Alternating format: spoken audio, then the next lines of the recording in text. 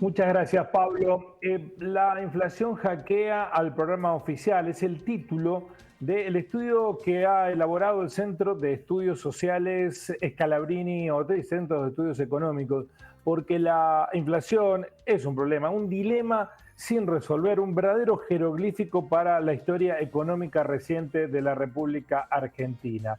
El CESO, el Centro de Estudios Scalabrini Ortiz, hoy ha dado una actualización de la evolución de la inflación en la República Argentina, en rigor de verdad en Cava, en la ciudad de Buenos Aires, porque han hecho una medición preliminar de lo que está pasando en este mes de abril. Si Silvia me lo permite, antes de ir a hablar con el economista en jefe del CESO, vamos a ver esos números porque da referencia de que la inflación no está desacelerada. El crecimiento semanal del 0,3%, esto es variación de precios en supermercados. En las últimas 4 semanas hay un crecimiento del 2,7%.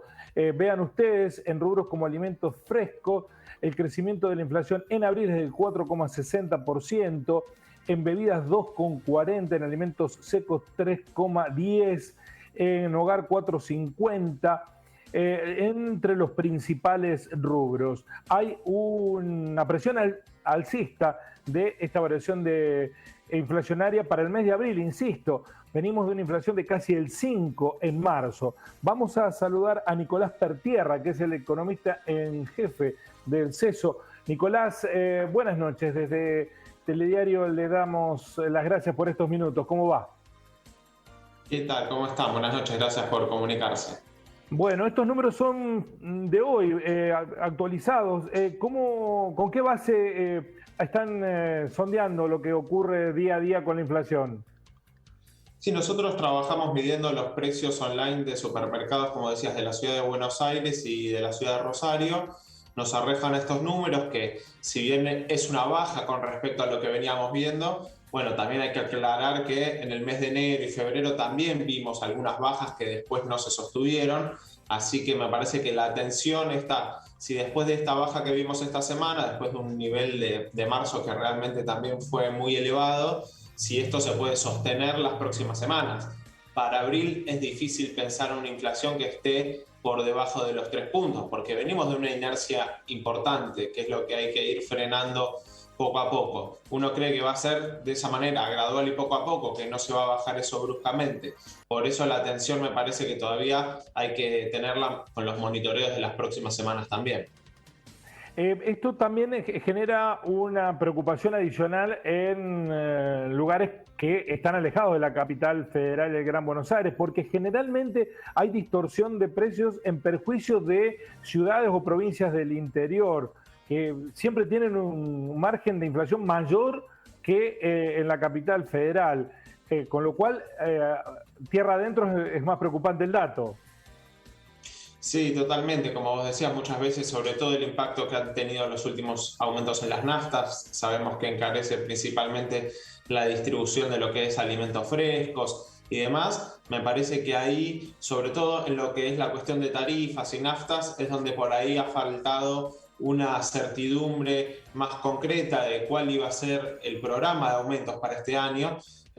Con las naftas nos encontramos con sucesivos aumentos semanales y después se definió que no iba a haber un incremento mayor al 30%, pero a veces esos avisos llegan un poco tarde y ya vemos que algunos, tal vez lógicamente, ante la incertidumbre de no saber bien cuál va a ser la evolución de los costos claves de tarifas y de las naftas, van aumentando por las dudas, y eso me parece que podría evitarse como con una comunicación un poco más clara de estos incrementos de la política tarifaria y de los precios regulados.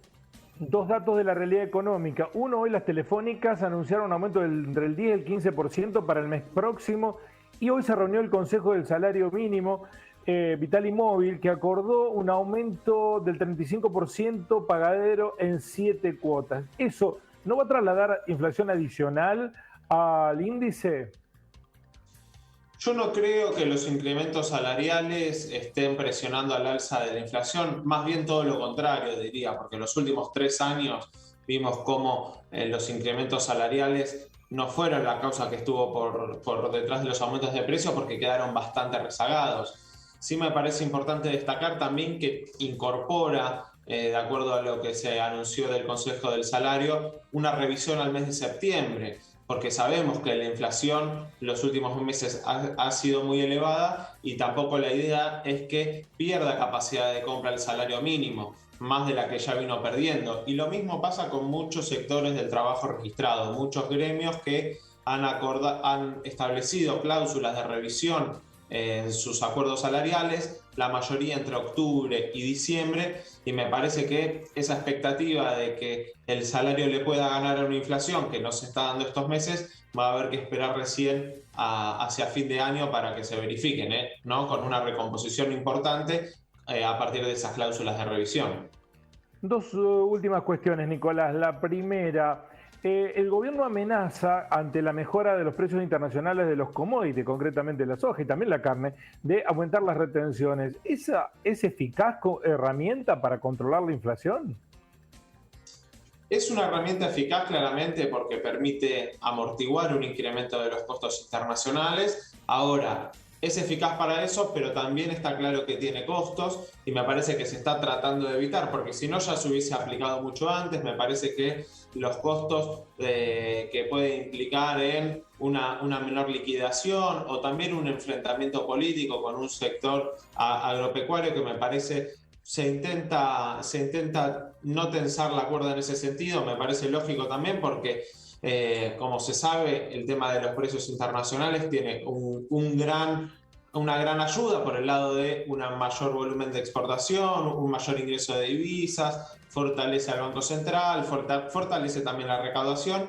Tiene un impacto negativo por el lado de los costos de insumos básicos de alimentos, de la producción de carne también, pero me parece que por el momento se está tratando de evitar y organizar más en torno a acuerdos puntuales con mercados puntuales. Todavía hay un trabajo para hacer con sectores productores de alimentos muy concentrado, que ahí sí me parece que distintas estrategias que se han visto de agregarle 1 gramo al paquete para evitar algún acuerdo, alguna regulación, ha llevado a que se tengan que hacer controles y sanciones más estrictos. Algo que también, de vuelta, siempre cualquier gobierno me parece que prefiere evitar.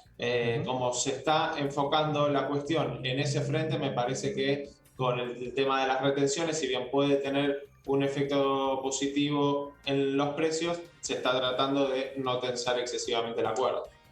Y lo último, el Fondo Monetario Internacional ha dicho que la inflación es multicausal, pero los economistas clásicos o neoclásicos insisten con el aumento de la base monetaria. La emisión monetaria es la que genera esta inflación. Estamos pagando con esta inflación la emisión de los recursos excepcionales que debió generar el gobierno el año pasado en la primera ola de la pandemia.